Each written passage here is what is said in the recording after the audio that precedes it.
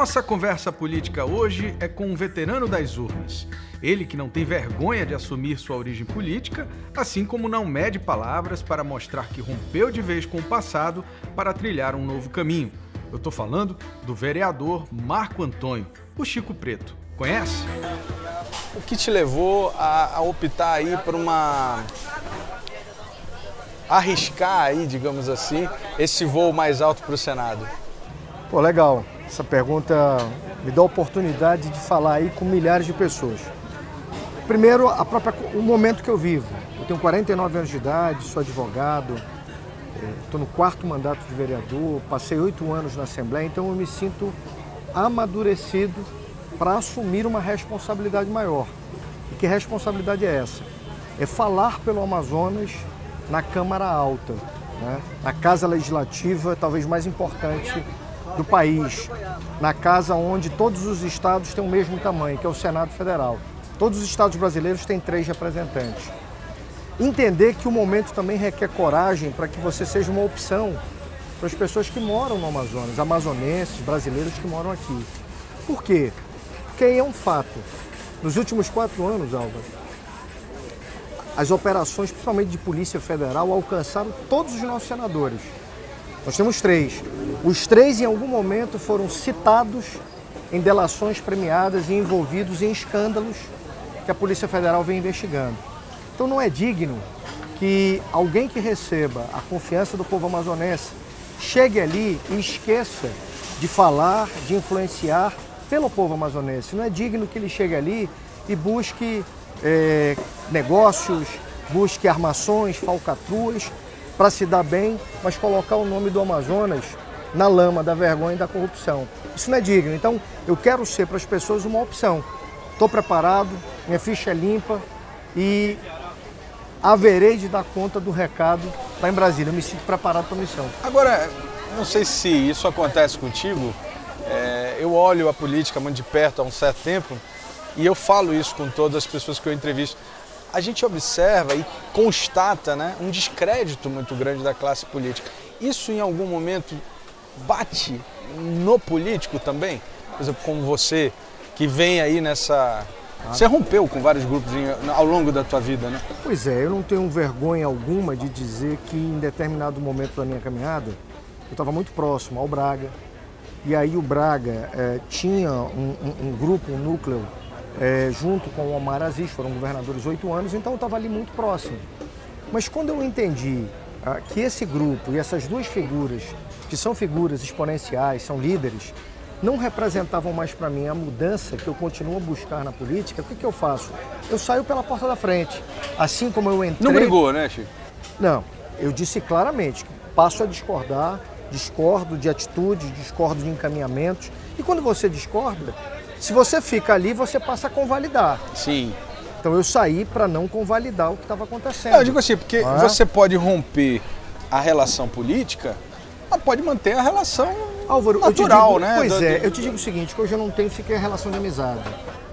Se eu encontrar um ou outro, eu vou cumprimentar por uma questão de urbanidade, né? Afinal de contas, eu não sou um bicho, eu vou cumprimentar, mas não há a menor possibilidade de entendimento político eleitoral, nem com o Eduardo, nem com o Omar. Os pensamentos são muito distantes. Então, eu não sou daquele que vou me aliar com a pessoa se eu discordo dela, se eu digo que ela tem problema, que ela não toma a decisão correta. Eu não vou me aliar com ela politicamente, eleitoralmente, para ganhar a eleição. Acho que o povo está cansado dessa coisa. Um chama de mentiroso, outro chama de bêbado e depois estão aliados. Não dá. Mas o povo quer ver verdade desde o processo eleitoral. Você acha que o povo hoje está preparado para... Porque assim, eu acho que essa é a primeira eleição, efetivamente, que a gente vai sentir o resultado, por exemplo, dessas operações todas, né? Na verdade, a suplementar mostrou um pouco desse descontentamento quando a gente teve esse avantajado número de pessoas. Muitas pessoas não votaram e uniões que foram feitas na eleição suplementar já não existem mais. Que as pessoas achavam que isso ia 2 mais 2 era 4, acabou que essa união na eleição suplementar 2 mais 2 deu 1. Né? Jogou para baixo. Jogou para baixo. Por conta do quê? Eu acredito que por conta dessa incoerência. Né? Os caras passam a vida toda se xingando, se brigando, se acusando. Aí daqui a pouco na eleição tá tudo bem, eu acho que o povo olha assim e diz, esses caras estão querendo me enganar. Isso nem na casa da gente funciona, né? Pois é, então Sempre tem uma hora para você parar para acertar as coisas, né? Eu tenho a convicção de que o povo quer ver coerência, quer ver verdade, né? É por isso que eu falo, eu não tenho nada pessoal contra quem quer que seja, mas politicamente, eleitoralmente falando, tem pessoas hoje que eu não posso buscar alinhamento político. O Braga, o Omar, com certeza são uma dessas duas pessoas. Por quê? Porque não traduzem mais aquilo que a minha geração, que o eleitor que me conhece, que boa parte da população vê neles. Não enxerga mais. Um dia eles tiveram cores, hoje estão preto e branco, né? Sem sentido para muita gente. Então, eu prefiro pagar o preço de ter dificuldade, mas verdadeiramente entregar verdade, entregar confiança. Defender o teu... Entregar verdade e confiança. Eu acho não, convicto que o cidadão quer ver isso. Ainda que você não ganhe eleição, mas as pessoas precisam ver verdade para ter confiança naquela caminhada. Me corrija se eu estiver errado, mas assim, a visão que eu tenho, analisando aqui, me preparando até para conversar contigo, a gente vê um caminho, normalmente, é o seguinte, que a gente está observando agora. Muitos nomes novos se lançam, começam a alçar um voo legal e, de repente, em algum momento, se corrompem para esses grupos. Você fez o caminho contrário. Exatamente. Você começou com esse pessoal e de repente em algum momento você disse, opa, vou sozinho. Exatamente. Comecei, não tenho vergonha de dizer isso, porque um dia eles representavam mudança, a esperança. Porém, com o passar do tempo, as atitudes que foram tomadas, as decisões que foram tomadas, me fizeram crer que era mais do mesmo. Me fizeram ver, não, já que é mais do mesmo. O que eu tenho que fazer? Sair. Se eu continuo acreditando que a política é esse instrumento de você transformar, de você tomar decisões para melhorar a vida das pessoas, saúde, segurança, infraestrutura, e que esse ambiente não é um ambiente para fazer negócio, né? Porque foi exatamente isso. Eu vi que as pessoas faziam discurso, mas o que queriam mesmo era fazer negócio. E eu acho que você teve o resultado disso na tua eleição para vereador agora, né? Eu senti que o teu voto foi um voto muito consciente. Não sei se você tem essa visão também. Mas eu te digo o seguinte, poucas reuniões comunitárias eu fiz. O que eu fiz mesmo na eleição de vereador foi ir para as ruas, para as esquinas da cidade de Manaus. Mas eu acho que você tem entregar o meu santinho e as pessoas passaram tomaram conhecimento de que eu era candidato a vereador, né? Eu não tive uma mega estrutura, nada. E ainda assim as pessoas me abençoaram, né, com um mandato para que eu pudesse estar lá na Câmara fazendo o que eu estou fazendo hoje. Como é que tu se sente sabendo disso? Porque assim, num mundo em que político é destroçado todos os dias, né? Sim. Você ser um cara como poucos, pelo menos eu imagino dessa forma, que conseguem ter a confiança de um eleitorado, né? De tipo assim, ó, você não é um cara que ocupa grandes secretarias com grandes orçamentos para estar trocando favores. Não. Né? Você é um cara que tem ali um mandato, eu vejo um mandato muito aguerrido, você está ali todo dia falando de recurso, serviço serviço público, transparência na aplicação do dinheiro. Eu estou falando isso porque assim, eu vejo isso, né? Não é discurso, né? Sim. A gente vê o teu trabalho nesse sentido. E a gente, eu acho que assim, as pessoas às vezes são até um pouco mais preconceituosos com o próprio eleitor, porque na verdade o eleitor ele sabe reconhecer. Tu não concorda? Olha, eu acredito que de tanta desilusão, de tanta frustração, o eleitor, muita gente passou a dar mais atenção a esse processo. Acho que as pessoas se ligaram de que é o povo que tem que fazer o político e não o político que faz o povo. Essa é a lógica. E o povo passou a olhar, a interagir. Por exemplo, eu uso muito rede social, né? Minha página tem quase 65 mil seguidores. E eles são bem ativos, eles questionam, eles me criticam. E que, diga-se de passagem, né? Esses novos meios capacitaram propostas como as tuas, como a tua, né?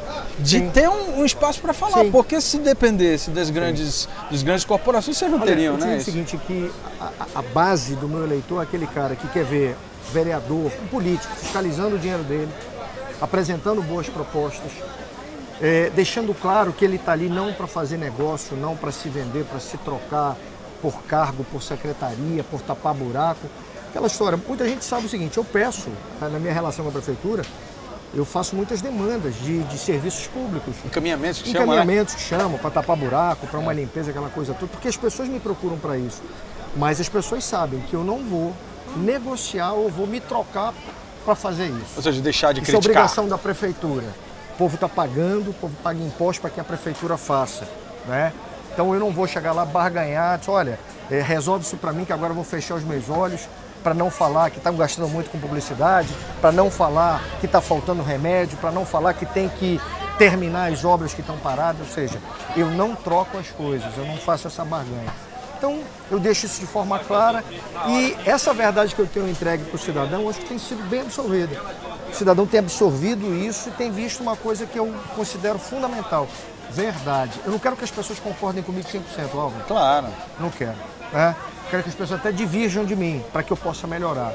Mas as pessoas, quando veem verdade, as pessoas passam a confiar em ti, ainda que não concordem contigo. Ainda que não concordem. Tem muita coisa que as Eu pessoas posso não não concordam. concordar, mas... Tem posições minhas que a pessoa diz, rapaz, eu não concordo. Mas as pessoas sabem que ali eu estou entregando uma verdade, a minha verdade. E que eu sou capaz de ouvir para entender o ponto de vista dela, até para discordar dela também. Então, acho que essa relação tem feito com que eu cresça, não é politicamente não, mas do ponto de vista humano, inclusive, como cidadão. Agora, vamos ser realistas, né? Você está colocando o seu nome para um cargo a Senado, são 2 vagas. Nós temos aí, eu acho que 6 nomes, né? Mais ou menos isso aí. E desses 6 nomes, muita gente com muita grana, muita estrutura, muita base. Muita operação na Polícia Federal. Enfim, como vencer tudo isso? Porque a gente sabe que, né? Existe uma receita? Olha, existe um sentimento. O sentimento é de que o povo quer mudar, o povo quer uma renovação e o caminho é a verdade, meu amigo. Eu vou entregar a minha verdade. Eu te falei, são 20 anos de vida pública, eu sequer respondo a processos, tá? Ficha limpa, amadurecido politicamente, intelectualmente, espiritualmente, pronto para chegar no Senado, levantar a minha voz e trazer orgulho para o Amazonas, porque o cidadão quer isso.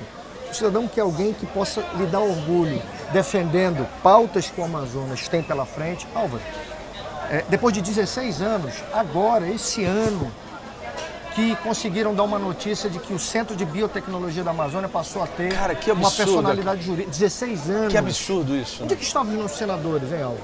16 anos de tempo perdido. A gente já poderia estar produzindo cosmético, fármacos, outros produtos a partir da nossa riqueza natural. Não, e pesquisas. E 16 anos, os nossos senadores, os nossos deputados federais não dando atenção para isso. É isso que eu não quero mais que aconteça. Então eu vou chegar no Senado, vou levantar a bandeira da Zona Franca, a atualização da bandeira da Zona Franca. O que você pensa com relação à Zona Franca? A gente precisa atualizar o processo produtivo básico, as regras pelas quais os produtos são produzidos aqui. Se a gente não atualizar isso, a gente já está perdendo o mercado. Vou te dar só um exemplo. De hoje a 10 anos, a tendência é que motores sejam eletricidade. Se a gente mudar a regra da Zona Franca de Manaus para a produção das motos, a gente vai começar a perder mercado para os chineses, que já estão produzindo motos com motor elétrico. Só dá um exemplo. Aí você tem eletroeletrônico, aí você tem outros segmentos, né, de biotecnologia. Então, um senador que haja, mas não como está se fazendo agora, porque toda vez que a Zona Franca pega uma porrada, é um Deus nos acuda, né? É como a gente fala aqui, correndo atrás do prejuízo para tentar salvar a Zona Franca. Não, a gente tem que cuidar da Zona Franca, porque ela é a galinha dos nossos ovos de ouro. E aí tem que dar a melhor ração todo dia, tem que cuidar da galinha todo dia, ou seja, um senador que trabalhe diariamente nessa questão, impulsionando a Zona Franca para os próximos 40 anos, para que ela continue gerando emprego, renda para as gerações que estão vindo aí. Gerações que estão vindo aí que a gente vai precisar de muitos jovens, inclusive formados pela UEA, olha como as coisas vão se linkando. A UEA precisa estar de frente para a Zona Franca e formar o profissional que a Zona Franca vai precisar contratar de hoje a 40 anos. Ou seja, não dá para ser uma coisa desconexa. Mecatrônica, engenheiro de produção, as engenharias são fundamentais para um parque industrial que precisa se atualizar para continuar gerando emprego e renda e permitir, Álvaro, que nos próximos 40 anos a gente faça o que a gente não fez em 51. Vou te dar um exemplo. 51 anos de Zona Franca. Manaus, o Amazonas continuam tendo que importar peixe para o nosso povo comer. Um absurdo. Por quê? A Zona Franca não criou esse link para o setor primário, não interiorizou o desenvolvimento. Então, tudo isso eu vejo e me sinto preparado para falar e influenciar tanto o presidente da República quanto o governador do estado. Agora, Chico, como é que você analisa, você falando aí de Senado e tal, como é que você analisa um pouco o cenário político nacional? Hoje a gente está um país sem cabeça, né? Assim, eu vejo dessa forma. Muita gente acha que o Brasil não tem uma referência política, né, forte e tal. Gente falando de Lula, gente falando de... Mas a verdade é o sentimento é o mesmo, né? De uma desesperança. Como é que você olha? Acho que a gente está passando por uma purgação. A purgação é aquela... Depurar. É aquele processo que você vai depurando, né? A Operação Lava Jato é um marco que está ajudando ao processo de depuração política. Porque atingiu o Senado em cheio, né? O Senado atingiu a Câmara Federal, atingiu os partidos políticos. Partidos políticos. Atingiu o presidente da República. Então, é um marco. Então, a gente tem vários processos de depuração. A Lava Jato é um deles. E aí, depois, o outro processo que, na minha opinião, está em curso e vai se consolidar agora é a própria visão do eleitor. É o segundo filtro, o eleitor vendo. Isso, né? tudo. Aquele assistiu a tudo isso, percebeu que isso prejudicou a vida dele, porque a economia do Brasil baixou, perderam emprego. Hoje o IBGE está anunciando 13 milhões de desempregados. Já pensou? Por quê? Porque se gerou toda uma crise institucional, de desconfiança econômica, social. Então o eleitor está vendo tudo isso e o eleitor vai dar a resposta para que o Brasil, convicto de que o Brasil volte a fazer a curva do crescimento, volte a jogar para cima, para que a gente possa gerar emprego, renda, confiança. Mas isso tem relação direta com o processo político. E aí, Álvaro, para concluir, eu não tenho dúvida de que o Brasil precisa de alguém que tenha coragem hoje de enfrentar o establishment que está aí. O que é o establishment? Essa política que está sendo feita, essa política do toma lá da cá. Alguém que tenha coragem para dizer, não, agora é o seguinte, quem é deputado vota com a sua convicção, mas eu não vou dar ministério, eu não vou dar mensalinho, eu não vou dar mensalão, vote com a sua convicção, defenda com a sua convicção e ajude a construir o Brasil. Se não tiver essa coragem, Álvaro, a gente troca nomes, mas a gente continua no mesmo script, na mesma história. Então, não é só um nome novo, é um nome novo e uma nova história. Agora, esse nome tem que ter coragem de pagar esse preço. Tem que ser um caba meio doido, no bom sentido, de dizer, não, o Brasil tem que mudar. Porque se a gente não aproveitar esse momento agora, eu tenho medo da gente cair num processo de depressão pior ainda. Pior. Porque a gente tem uma crise política que é oriunda de uma crise de valores. A política mostrando a sua pior face. Mas a população também vive um processo, eu percebo isso, de uma crise de valores. Como eu disse, é a população que tem que fazer o político. A população tem que cobrar, mas a população também tem que acreditar em valores de honestidade, de verdade. Você acha que o voto nulo e o voto branco, isso já se provou tecnicamente que isso não resolve nada. Mas esse voto de protesto, você é a favor disso? Como é que você vê eu sou a favor do voto facultativo. Acho que se ser obrigado a votar não é o melhor caminho. Eu acredito nisso. Mas acredito também, ainda que as pessoas tenham o direito, possam ter esse direito de não comparecer, ir à urna para não votar em ninguém não faz sentido. Então, quando você comparece, eu penso assim, você comparece motivado. Então, eu vou me manifestar. Porque se não é para não me manifestar em ninguém, eu vou ficar em casa. Como eu disse... O modelo brasileiro ele não permite isso, né? Não, ele já traz um voto facultativo de fato, porque as pessoas pagam R$2, R$3. Ah, sim, a multa não é tão... A multa não constrange ninguém. Então, eu sou a favor do voto facultativo e sou a favor de que cada vez mais o partido político, o processo político vá ao encontro da população e motive a população a fazer o seu papel, que é escolher, que é participar. Mas não só na hora da eleição, cara. Eu queria muito que as pessoas criassem a cultura de acompanhar depois da eleição. Está se criando, mas eu acho que ainda é muito pequena. A gente vai ter que caminhar mais, a gente vai ter que fortalecer mais para que essa cobrança seja mais firme e o político, durante o processo do exercício do mandato dele, não desvie do caminho, nem para a direita, nem para a esquerda. Ele fica ali cumprindo, honrando, fiscalizado pelo eleitor. Mas eu acredito no voto facultativo. Acho que a gente não tem que ser obrigado a ir lá votar. O teu partido hoje, PMN, está como aí nesse cenário? Ele é um partido de princípios conservadores, é um partido de cunho nacionalista. Ele nasce sob sob a aspiração da história da Inconfidência Mineira, aquele grupo de brasileiros que não aceitava a exploração de Portugal. Então nasce o PMN há 35 anos atrás.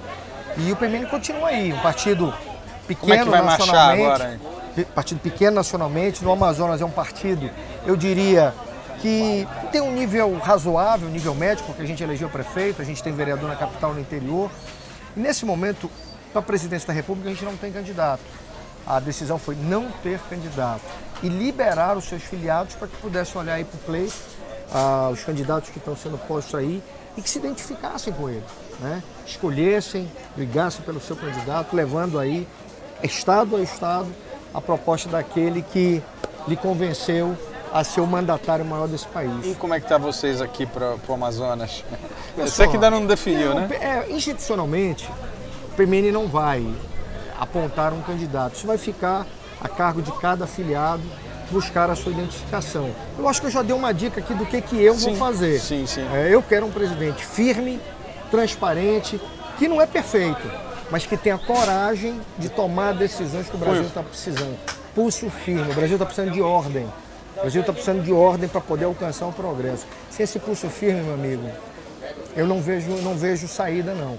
Não estou falando de intervenção militar, não estou falando de governo militar, até porque quem quer ganhar a presidência da República e vem para o voto acredita na democracia. Na democracia. Acredita na democracia. Chico, queria te agradecer e desejar toda a sorte. Estou acreditando e tenho falado isso para todo mundo que eu entrevisto. Eu acho que esse programa é uma oportunidade da gente levar um pouquinho mais os candidatos, aproveitar essa ferramenta fantástica que é a internet para que todo mundo conheça um pouquinho mais os candidatos e dar realmente a pluralidade que o processo eleitoral muitas vezes não teve no passado. Eu vivi muitas eleições em que o espaço era para alguns, né? E hoje, graças a Deus, a internet permite tudo isso. Pô, legal. Só para concluir, como é bacana, né, a gente poder estar aqui na Feira da Aparecida, todo mundo olhando pra gente, ninguém passa por mim, me chama de ladrão, de bandido. É muito bacana, né, bicho? Eu posso fazer isso, graças a Deus, cara. Um abraço, meu amigo. Um abraço. Sucesso. Se você curtiu a conversa política de hoje, dá uma conferida nos outros episódios no canal BAN no YouTube ou na página do site O Poder e do site Imediato no Facebook. Toda segunda-feira, à noite, tem novidade.